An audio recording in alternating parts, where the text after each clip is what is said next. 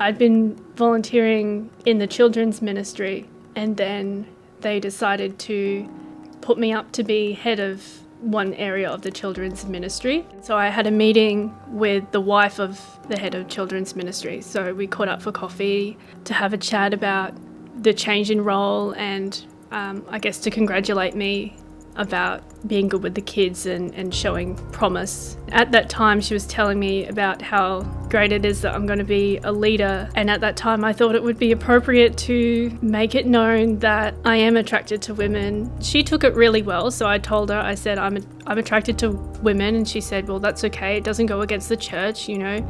You're not sinning, it's okay. You're a great leader, you're great in children's ministry, that's fine. She told her husband, who's head of children's ministry, we had a meeting and he told me that I can't be near the children because it's not safe and they can't put them in harm's way. Yeah, I don't know what they thought that I was going to do to the kids, considering I'd been with them for a very long time, taking care of them. I don't know if they get mixed up between like gay people and people who do bad things. I was a bit, I guess, horrified at the ignorance that they showed. One day they're praising me about the way I interact with the children and how my approach to children's ministry is like somehow superior to everybody else's. And then the next day, all of a sudden, I'm dangerous. Their line of argument was something along the lines of, we can't have people who sin to be leaders in our church.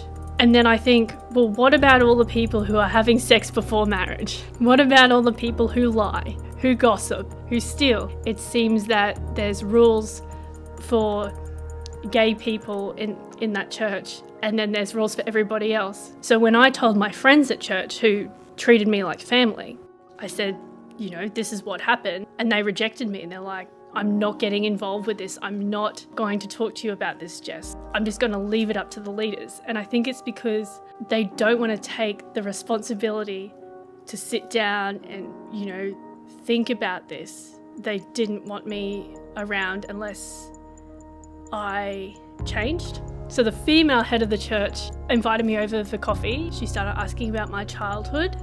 And she's like, imagine when you first thought that you liked girls. Just imagine that day, like how old you were, and just imagine that. And imagine walking into your house and what your family were like. Now, what was wrong with that? She did tell me that my parents neglected me. They didn't.